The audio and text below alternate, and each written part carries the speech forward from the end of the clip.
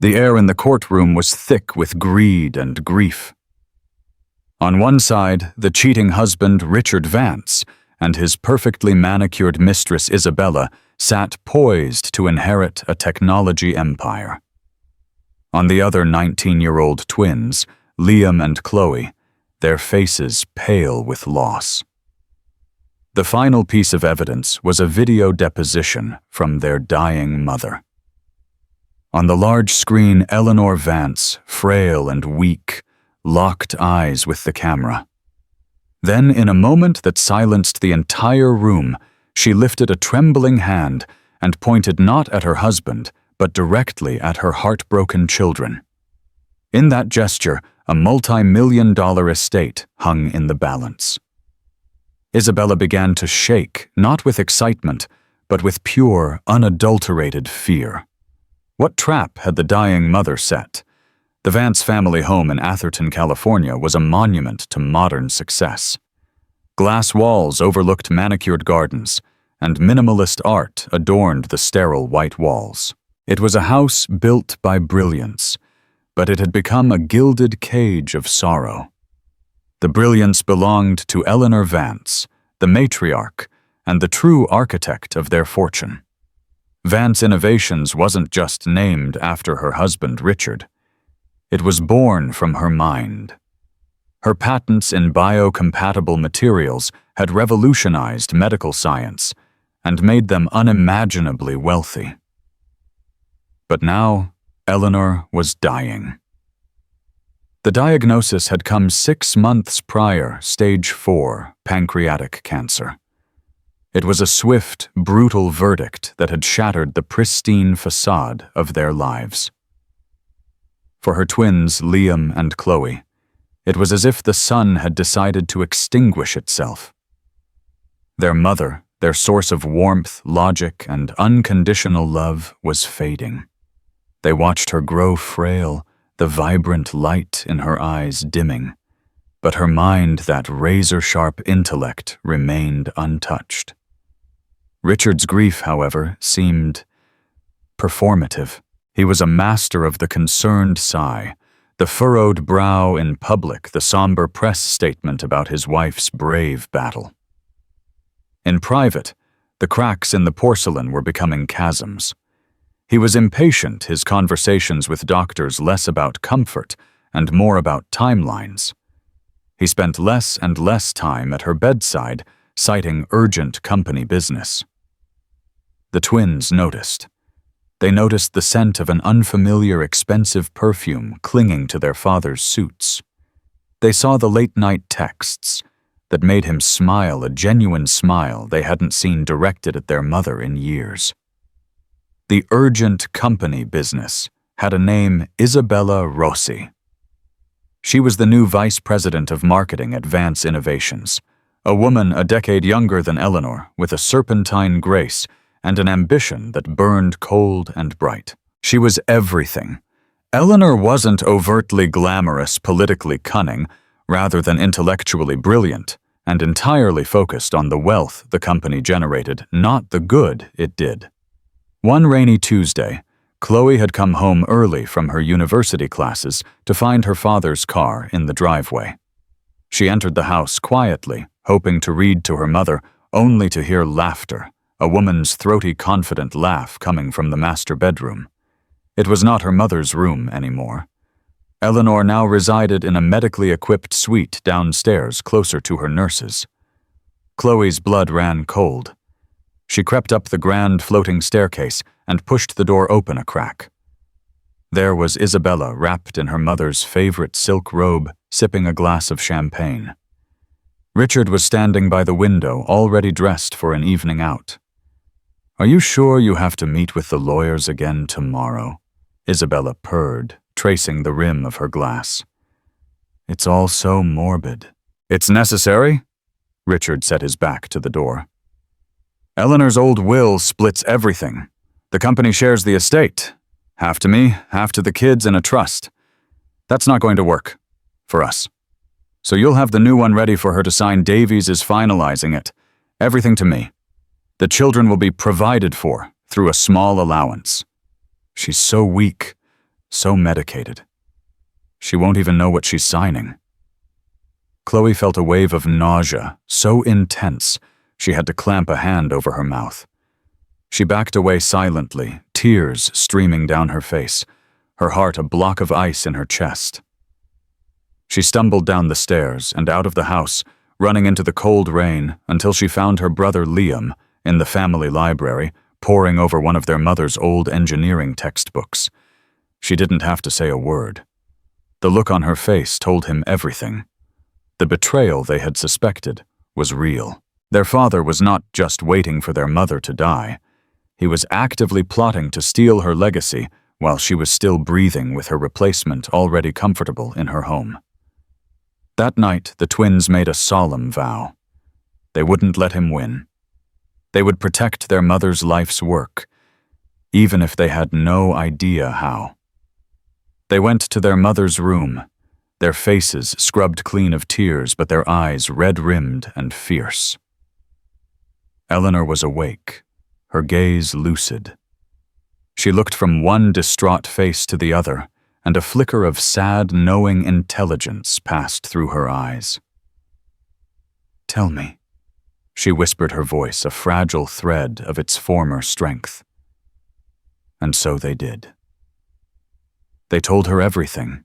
They expected tears or rage. Instead, Eleanor Vance, the dying genius, simply closed her eyes for a long moment. When she opened them again, the dim light had been replaced by a familiar, steely fire. "Good," she said the word, holding a universe of meaning. "Now you know, and now we begin." Richard Vance considered himself a master strategist.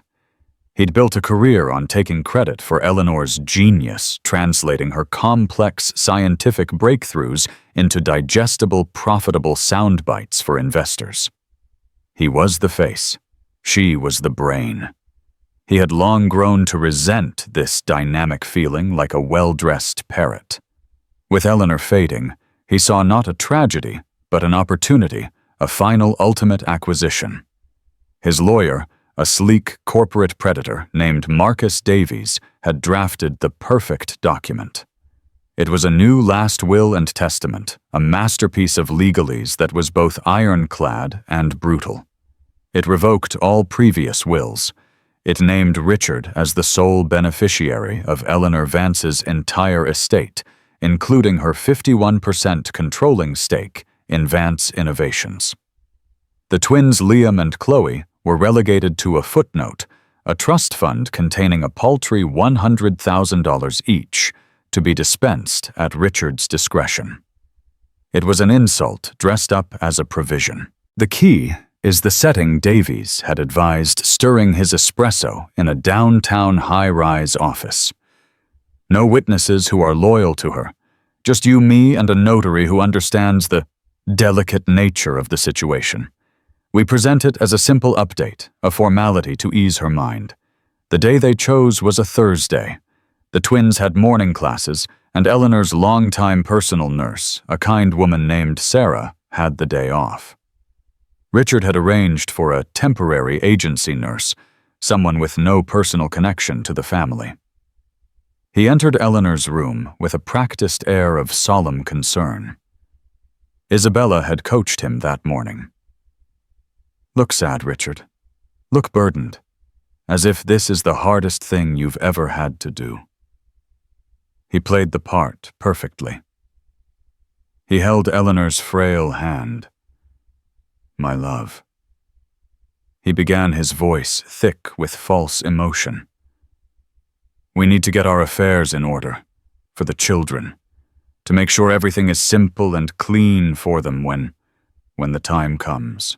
Eleanor, propped up on a sea of pillows, looked smaller than he had ever seen her. Her breathing was shallow.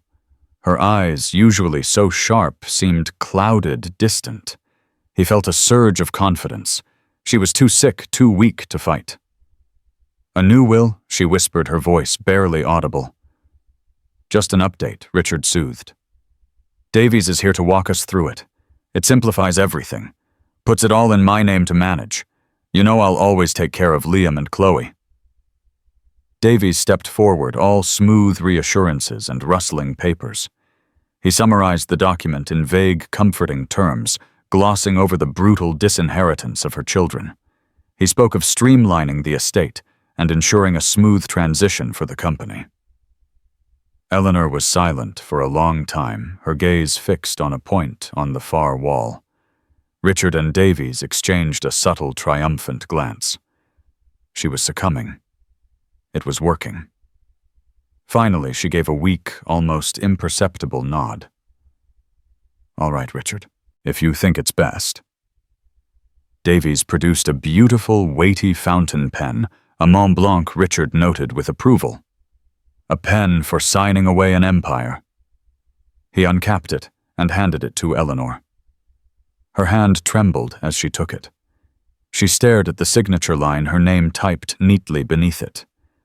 Eleanor Grace Vance. I can't. She breathed her fingers, struggling to grip the pen. So weak today. She looked at Richard, a flicker of something unreadable in her eyes. "Richard, my love, could you help me? Guide my hand." It was the perfect final touch to his charade, the loving husband helping his dying wife with her final act. It was poetic. He leaned over, placing his larger, stronger hand over hers. Together, their hands moved across the paper, forming a shaky but legible signature. The notary, a grim-faced woman who had been silent the entire time, stepped forward, stamped the page, and signed her own name. Davies witnessed it. It was done. As they packed their briefcases, Richard felt a wave of pure, unadulterated victory wash over him. He had it all. The company, the houses, the fortune, the future with Isabella. He leaned down to kiss Eleanor's forehead. Her skin was cool and dry. "Rest now, darling," he murmured. "It's all taken care of." She didn't respond. He assumed she had drifted off to sleep, exhausted by the effort. Later that evening, after Richard had left to celebrate with Isabella at a Michelin star restaurant, Liam and Chloe returned home. They found their mother awake, a strange clarity in her eyes. The temporary nurse was gone. Sitting in a chair by the bed was a woman they recognized instantly, Margaret Finch, their mother's oldest friend and her personal attorney for over 30 years. On the bedside table was a slim document folder and a different pen, a simple, elegant silver ballpoint. "She did it," Chloe whispered, her voice trembling with rage. "She signed his will." Eleanor slowly shook her head. "No, my darlings," she said, her voice surprisingly firm. "He thinks I signed his will. But Richard, for all his bluster, never pays attention to the details." Margaret Finch smiled, a thin, determined line. "Your father hired his own notary, but I hired the temp agency nurse for the day," she explained. "She is also a registered notary public, and she was our witness." Eleanor gestured to the folder on the table. "Richard had me sign his poison, but an hour later, with Margaret and a trusted witness, I signed my own." She then looked at the silver pen lying next to the folder. "And I used a very special pen." Liam picked it up. It looked perfectly normal. "What's special about it?" A faint smile touched Eleanor's lips. "That my son is the detail Richard overlooked. He brought his ink, but I brought my own. And sometimes the message you can't see is the one that matters most." In the weeks that followed, Eleanor seemed to retreat into herself. Her moments of lucidity became shorter, her periods of sleep longer. Richard and Isabella, buoyed by the belief that their future was secure, became more brazen. Isabella started redecorating the house, her laughter echoing in hallways that were once filled with quiet, intellectual pursuit.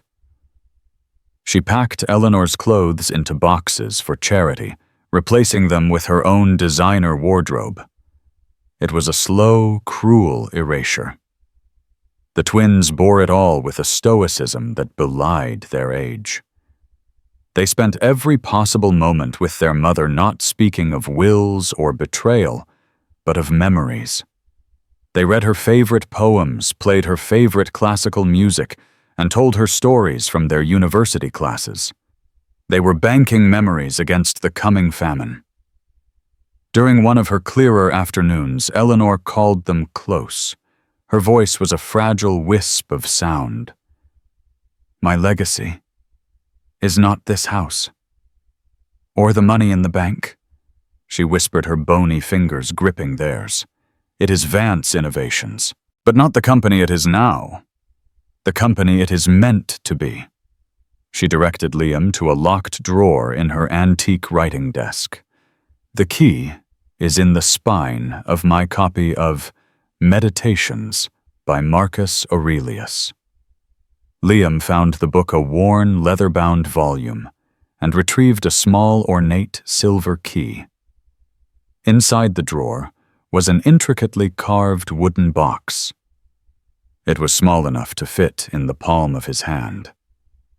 "Everything you need is in there," Eleanor breathed. "But you cannot open it until after. And you must be together when you do. Promise me." They promised, their throats tight with emotion. "Your father sees the company as a machine for printing money," she continued, a spark of her old fire returning. "He's forgotten what it's for. Saving lives, pushing boundaries. Liam, your passion for engineering. Chloe, your gift for ethics and communication. You are the two halves of its soul. You must be its future." She taught them things in those final days, her words like precious gems carefully placed in their hands. She didn't give them business lessons in the traditional sense. She spoke to Liam about Project Nightingale, a top-secret R&D initiative she had been funding herself off the company's main books. It was a revolutionary biocompatible polymer designed for nerve regeneration. It was her magnum opus, the culmination of her life's work. "The data is encrypted," she told him. "The algorithm is based on the Fibonacci sequence, but with a variable I derived from the prime numbers in our family's birth dates. Your father's mathematicians could look at it for 1,000 years and never break it." To Chloe, she spoke of leadership. "Integrity is the only asset that can't be bought and can't be sold. When the time comes, people will follow the person who built the ship, not the one who's trying to drill holes in it to steal the cargo. Know your allies. Margaret Finch is a fortress. And trust your instincts. You have my heart, and it is a good heart." These conversations were her true will and testament whispered into the hearts of her children. They were forging the weapons they would need for the battle to come, a battle they still didn't fully comprehend. The twins clung to these lessons, and to the small wooden box as their mother slipped further away. Richard saw their quiet conferences as the harmless grieving of children. He was busy planning a future with Isabella, a trip to Monaco, the purchase of a yacht. He was measuring the drapes on a kingdom he already believed was his. He never once thought to look in the worn copy of Meditations, a book he had always considered pretentious. He never noticed the small wooden box, a trinket he would have dismissed as sentimental clutter. He saw only the frail woman in the bed, and the piece of paper she had signed, never imagining that her true power lay not in the ink he could see, but in the plans he could not.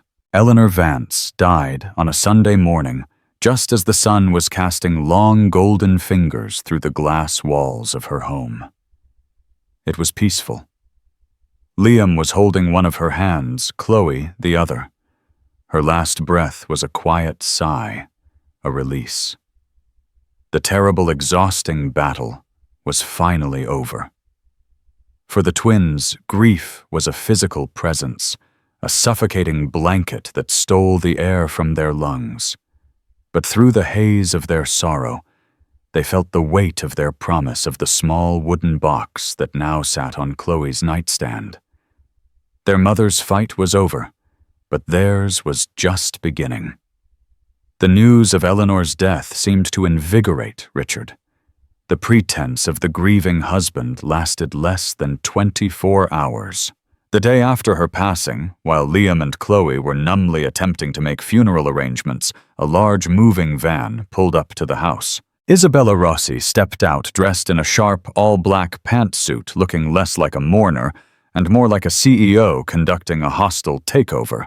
"We'll be renovating the West Wing," she announced to the bewildered twins, gesturing for the movers to begin unloading boxes filled with her possessions. "Richard and I feel a fresh start is in order. This house holds too many dreary memories." Chloe stared at her aghast. "My mother's body is not even cold. Have you no decency?" Isabella gave a dismissive little shrug.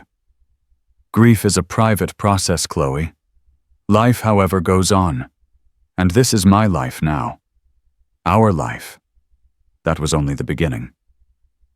Richard, acting as the presumed sole heir, had the locks changed. He informed the twins that their access to family bank accounts was now under review to prevent any rash emotional spending. He canceled the caterer the twins had arranged for the funeral reception, a company their mother had loved, and replaced it with one favored by Isabella's social circle. He was systematically dismantling every trace of Eleanor, not just from the house, but from their lives. The twins felt like ghosts in their own home, strangers in a place that had always been their sanctuary. They ate their meals in the kitchen, while Richard and Isabella hosted quiet, celebratory dinners in the formal dining room, their laughter a poison seeping through the walls. The funeral was a hollow affair. Richard delivered a eulogy full of platitudes he'd likely had a speechwriter prepare, painting himself as the devastated partner who had supported his wife's brilliant career. The twins sat in the front row, their faces masks of stone, listening to the man who had betrayed their mother lionize himself over her coffin. After the service back at the house, Margaret Finch pulled the twins aside. Her expression was grim but resolute. "He's filed the will for probate," she said in a low voice. "He's moving fast, trying to consolidate his control over the company and the estate before anyone can challenge him. The hearing is set for next week." "Can he do that?" Liam asked, his voice raw. "He thinks he can," Margaret replied, her eyes glinting. "He believes he holds the winning hand. He's about to learn that your mother was playing an entirely different game." She looked at the twins, her gaze softening with a deep, abiding affection. "Your mother told me about the box. She told me to let you know that the time to open it is the night before you go to court. Not a moment sooner." That night alone in Chloe's room with the sounds of Richard and Isabella's expensive stereo system faintly audible downstairs, they finally took out the small carved wooden box. It felt warm, almost alive in their hands. With trembling fingers, Liam inserted the small silver key. The lock clicked open with a soft, satisfying sound. Inside, nestled on a bed of faded blue velvet, were two items. The first was a single folded sheet of heavy cream-colored paper. The second was a small, custom-made USB drive, shaped like a silver feather. Chloe carefully unfolded the letter. It was their mother's handwriting, weaker than they remembered, but still unmistakably hers. "My dearest Liam and Chloe, if you are reading this, then my part in our story is over, and yours is about to truly begin.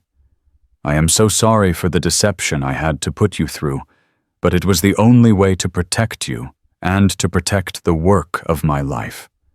Your father will present a will in court. It is a document of his greed, not my love. Let him. Let him have his moment of imagined victory.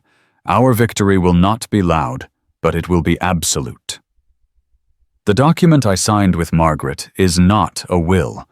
It is a corporate directive and a transfer of intellectual property. Wills can be contested, dragged through the courts for years. Corporate bylaws are a different matter. Project Nightingale.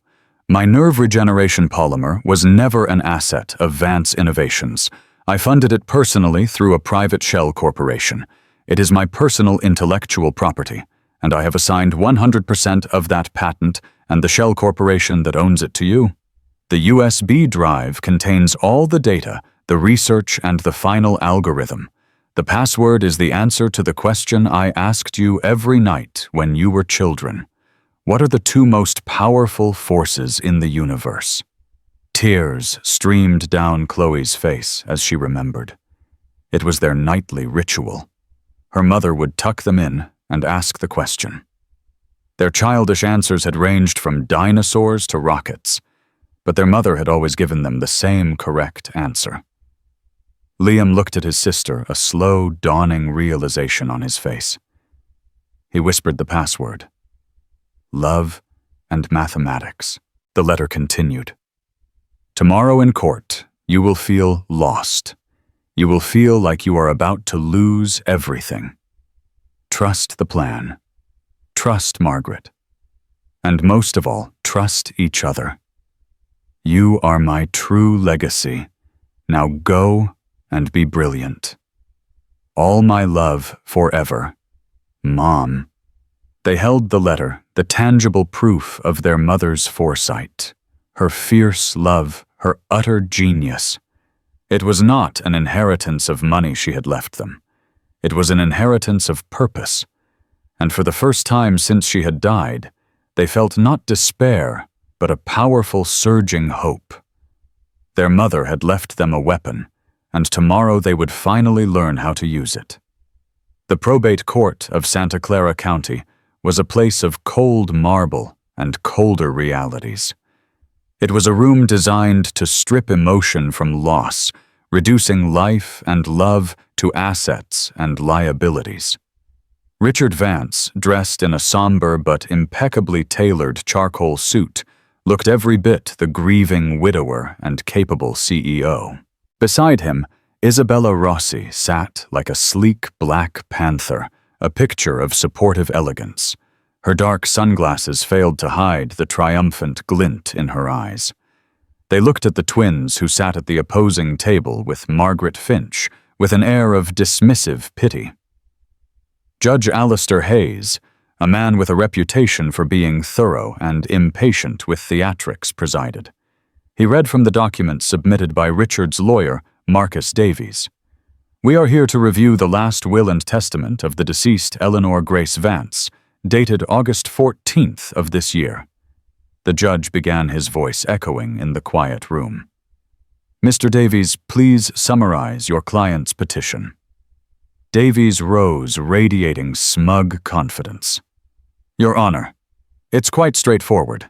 My client, Mr. Richard Vance, presents the final legally executed will of his late wife. In it, she leaves her entire estate, including all personal property, and her controlling shares in Vance Innovations to him. Mrs. Vance, in her final days, wished to simplify her affairs to ensure the continued stable leadership of the company and to provide for her husband. The will is clear, the signatures are witnessed and notarized. We petition the court to execute it as written. The judge nodded, peering over his glasses at the document. I see the signatures. Richard Vance, Marcus Davies, and a notary, Ms. Helen Pike. He then looked over at Margaret Finch. Ms. Finch, your clients are contesting this will. Margaret rose slowly, her calm demeanor a stark contrast to Davies' slickness. Your Honor, we are not here today to contest the validity of that specific document. A ripple of confusion went through the room. Richard and Isabella exchanged a look. What game was this? Davies smirked.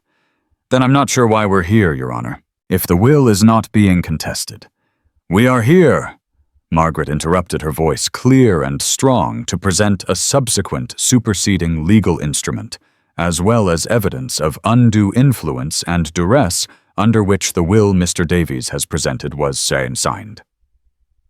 "Objection," Davies snapped. "There is no other will." "I didn't say it was a will," Margaret replied, coolly. "And as for evidence, we have a final deposition from Eleanor Vance herself." Judge Hayes raised an eyebrow. "A deposition? When was this taken?" "On the afternoon of August 14th. Margaret said, letting the date hang in the air. "Just a few hours after Mr. Vance and his lawyer had Mrs. Vance sign their document." Richard's face paled slightly. He remembered how exhausted Eleanor had been. How could she have given a deposition? It had to be a bluff. "Your Honor," Margaret continued, "my client was in a vulnerable state, heavily medicated and physically weak. She knew her husband was planning to disinherit her children. She felt she had no choice but to sign his document to appease him and get him out of her room. However, her mind was perfectly clear. We have medical testimony to that effect. She wished to make her true intentions known. With your permission, I would like to play the video of her final statement." The judge hesitated for a moment, then nodded to the bailiff. "Proceed." A large screen was wheeled to the front of the courtroom. The lights were dimmed. Richard's heart began to beat a little faster. Isabella shifted uncomfortably in her seat.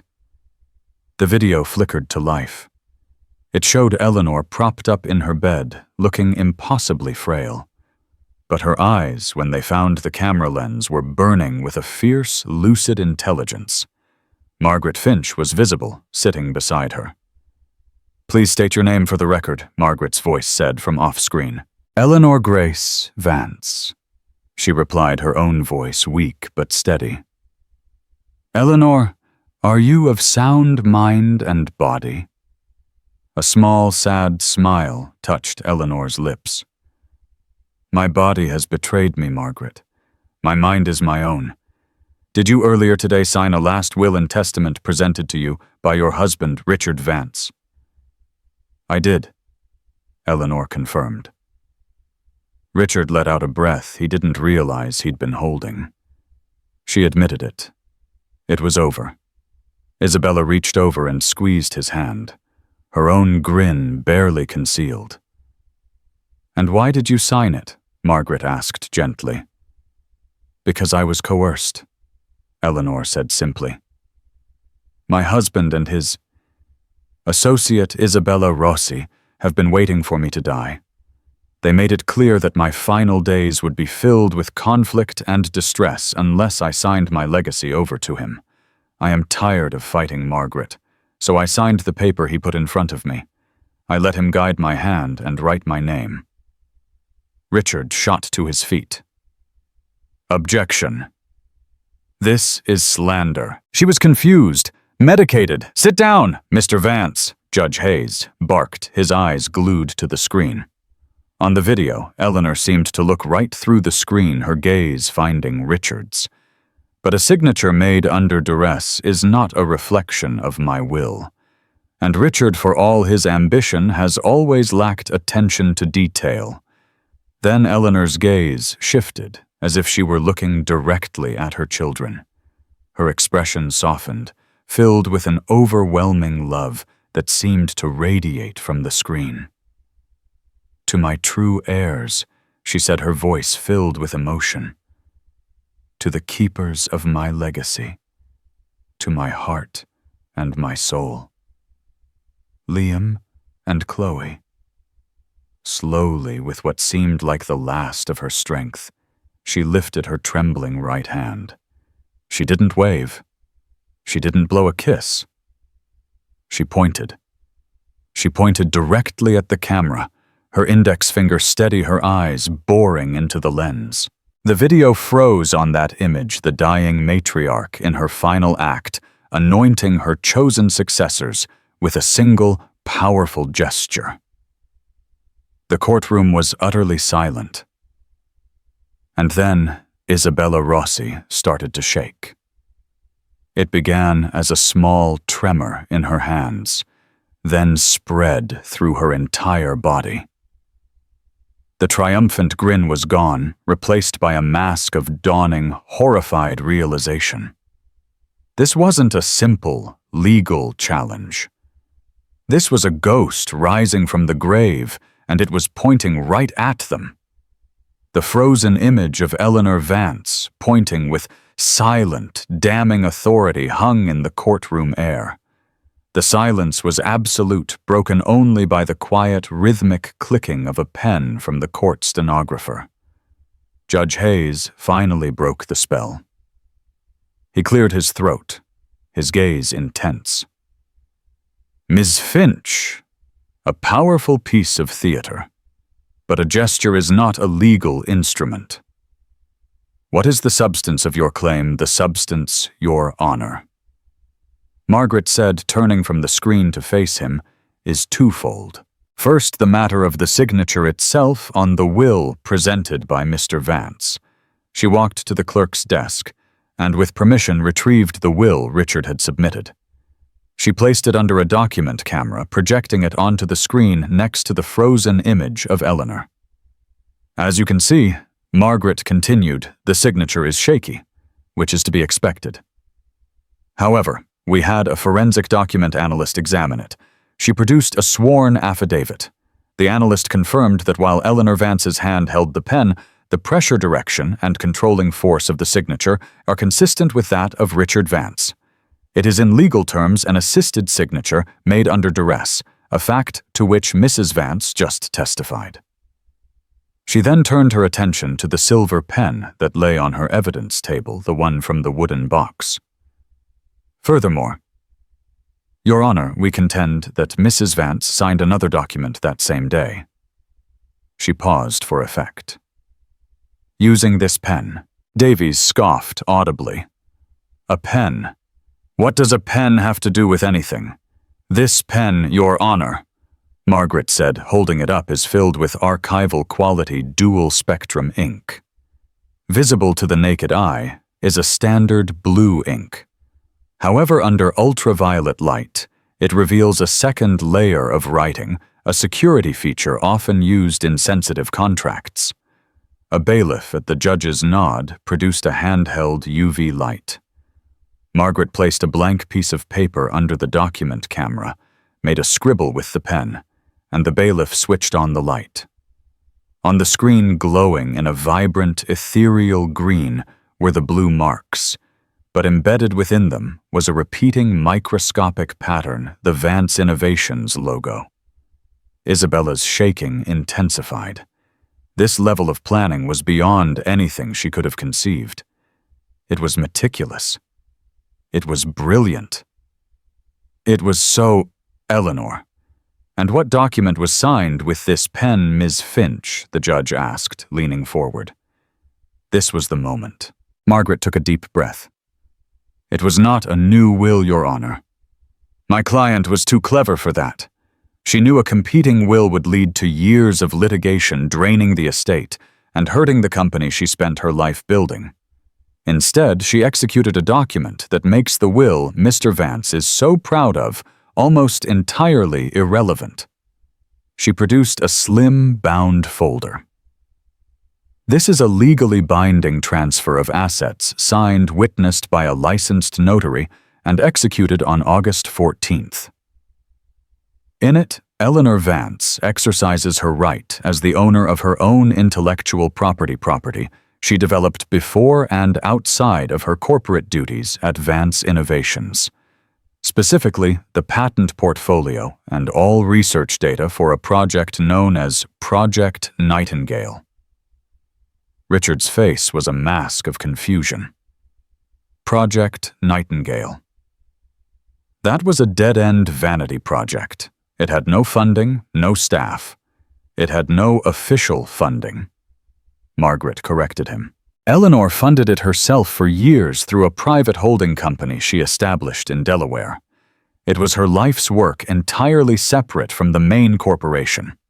In this document, she transfers 100% of the ownership of that holding company, and with it, the entire Project Nightingale patent into a newly formed irrevocable trust, the Nightingale Trust. Davies was on his feet. "Your Honor, a single patent can't be worth that much.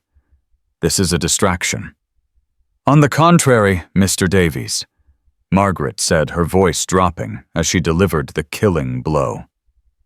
"According to a third-party valuation we commissioned last week based on the final research data, Project Nightingale's revolutionary nerve regeneration polymer is projected to be one of the most significant medical breakthroughs of the century. Its estimated market value is $900 million. A collective gasp went through the courtroom. Richard staggered back as if he'd been physically struck. $900 million. It was more than the current public valuation of Vance Innovations itself. "And the beneficiaries of this irrevocable trust," Judge Hayes asked, his voice quiet. Margaret Finch looked directly at Liam and Chloe, who were staring at her, their faces filled with a mixture of shock and awe. "The sole beneficiaries of the Nightingale Trust," she declared, her voice ringing with the finality of a gavel strike, "are her children, Liam Vance and Chloe Vance." The trap had been sprung. Eleanor hadn't tried to take the kingdom back from Richard. She had, in her final days, quietly built an entirely new, far richer kingdom right under his nose and handed the keys directly to her children. The will Richard held gave him ownership of a company that was now without its founder's greatest creation, just a hollowed-out shell. He had won the battle for the castle, only to discover the real treasure had been smuggled out the back gate.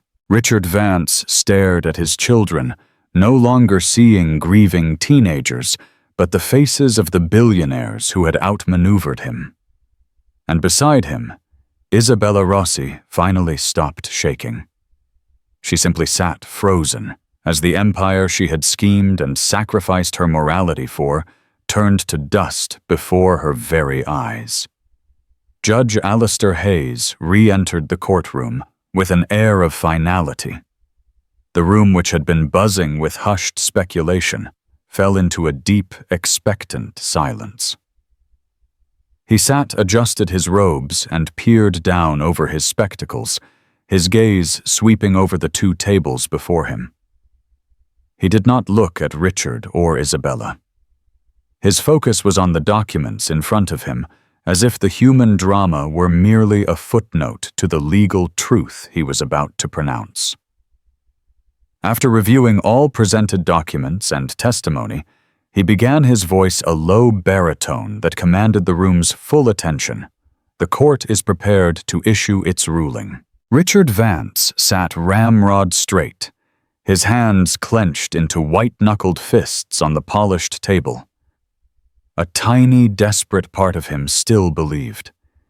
He had the will, a signed, notarized will. It had to mean something. Beside him, Isabella was a statue of Chanel, and tension, her breath held tight in her chest. "The court finds the will, dated August 14th, presented by Mr. Richard Vance, to be technically valid in its execution," the judge stated. A sharp, audible intake of breath came from Isabella. Richard's heart leaped. Valid. The word was a lifeline. He shot a venomous, triumphant glance across the aisle at Margaret Finch. Her face remained impassive. Therefore, Judge Hayes continued, letting the word hang in the air. "Mr. Vance is the legal heir to the estate of Eleanor Vance, as defined within that document." He paused, picked up the will, and held it as if it were a curious artifact. "This includes all personal effects, real estate holdings, and her controlling 51% stake in the publicly traded corporation Vance Innovations. It was everything he wanted. He had won." Richard felt a dizzying wave of relief so potent It almost made him laugh. He reached for Isabella's hand, a gesture of shared victory. But her hand was ice cold and did not squeeze back. Her eyes wide and fixed on the judge held not triumph, but a dawning terror. She understood in a way Richard's ego-blinded mind could not, that the judge had not finished speaking. However, Judge Hayes said, and the word landed like a hammer blow, the definition and value of that estate is the central issue. The court finds that the preceding legal action taken by Mrs. Vance on the same day the formation of the Nightingale Trust and the transfer of her privately held intellectual property into said trust was a legitimate, binding, and irrevocable act. He set down the will and picked up the trust document Margaret had submitted. This court recognizes the Nightingale Trust as a valid and separate legal entity executed with clear mind and sound legal standing. The assets it contains are therefore not and were never part of the estate Mr. Vance has just inherited. The courtroom was so quiet that the hum of the fluorescent lights seemed to roar. The judge looked directly at Richard now, and for the first time, a flicker of something almost like pity showed in his eyes. What this means in practical terms, Mr. Vance, is that you are now the owner of your late wife's personal belongings. You are the owner of the family home in Atherton, which public records show carries a mortgage of several $million. You are the owner of her stock portfolio, which court filings show she systematically liquidated over the past 2 years, presumably to fund the very project you now do not own. And yes, you are the majority shareholder of Vance Innovations. He let the silence stretch, forcing Richard to absorb the bitter reality of his winnings. A company the judge concluded his voice dropping to a near whisper, whose stock was frozen by the SEC an hour ago, pending an investigation into why its leadership failed to disclose that its most promising R&D pipeline, its entire future, some might argue was private property that has now been signed over to a third party. The inheritance you schemed for Mr. Vance is an empty shell. You have inherited a title, a pile of debt, and a company in free fall. This court's business is concluded. The finality of the gavel's crack was lost on Richard. He was trapped in a soundless vortex of disbelief. The numbers, the words, they weren't making sense. Empty shell, pile of debt. It was impossible. He had the will. Isabella rose from her chair with a chilling, unnatural calm. She picked up her handbag, her movements precise and detached. She did not look at Richard. It was as if he had already ceased to exist. Isabella. He croaked his voice a stranger's in his own ears. She turned her head slowly, her sunglasses masking her eyes, but not the utter contempt that twisted her lips. "You were a fool, Richard," she said, her voice low and serrated. "You were so busy playing the king you didn't realize she was the one who owned the entire chessboard." I backed a losing horse. "Goodbye." She walked away without a second glance, her heels clicking a death knell on the marble floor for the future they had planned. She didn't just walk out of the courtroom. She walked out of his life, leaving him alone with the ruins. Davies. His lawyer approached his own face, ashen. "Richard, we can appeal, we can. Get away from me," Richard snarled, finally finding his voice, which was thick with a rage born of utter humiliation. He stumbled out of the courtroom, pushing past a throng of reporters who had gotten wind of the verdict and were now shouting questions. He didn't answer. He fled a fallen emperor, deserting his own disastrous battlefield. Across the room, Liam and Chloe remained seated, the wave of the verdict washing over them, not with triumph, but with a profound, soul-deep exhaustion. It was over. Their mother's name had been honored. Her legacy was safe. Margaret Finch placed a comforting hand on each of their shoulders. She did it. Chloe whispered the tears that had been held back for weeks, finally spilling over hot and cleansing. She protected us. She always did. Margaret said, her own voice thick with emotion. She just made sure the final time would count the most. Come on, let's get you out of here. They left through a private exit, avoiding the media circus devouring their father. The car ride to Margaret's apartment was silent, the three of them wrapped in a shared cocoon of grief and relief. Margaret's home was a sanctuary of old books, warm wood, and the scent of brewing tea. It was the antithesis of the cold, glass-walled house they no longer considered home. For an hour they just sat sipping tea, allowing the turmoil of the day to settle. Then wordlessly, Liam retrieved the small wooden box from his backpack. He placed it on the coffee table between them. The silver feather USB drive seemed to hum with a latent energy. With a shared, steadying glance, they connected it to Margaret's laptop. The password prompt appeared a final gateway. Chloe typed the words that had been their mother's answer to everything, the core of her philosophy, the lullaby of their childhood. Love and mathematics. The drive unlocked. It was a universe of their mother's mind folders of dense research, elegant algorithms, videos of simulated nerve regeneration, and one file set apart from the rest labeled simply "For My Nightingales." Liam clicked play. Their mother filled the screen. She was in her lab, looking younger, healthier, the ravages of her illness not yet fully upon her. A whiteboard behind her was a beautiful chaos of molecular diagrams and equations. She smiled, and the warmth of it felt real, as if she were in the room with them. "Hello, my darlings," she began. The sound of her voice, so full of life, was a beautiful, painful gift. "If you're watching this, it means it all worked. It means you were strong and you were brave and you trusted the plan. I never doubted you for a second." She spoke for 20 minutes. She explained the science not like a lecturer, but like a mother telling a magnificent story, linking the Fibonacci sequence in her algorithm to the patterns on a seashell they'd found together on a beach years ago. She pointed out how the polymer chain was structured, like the harmonies in a Bach fugue that Liam loved.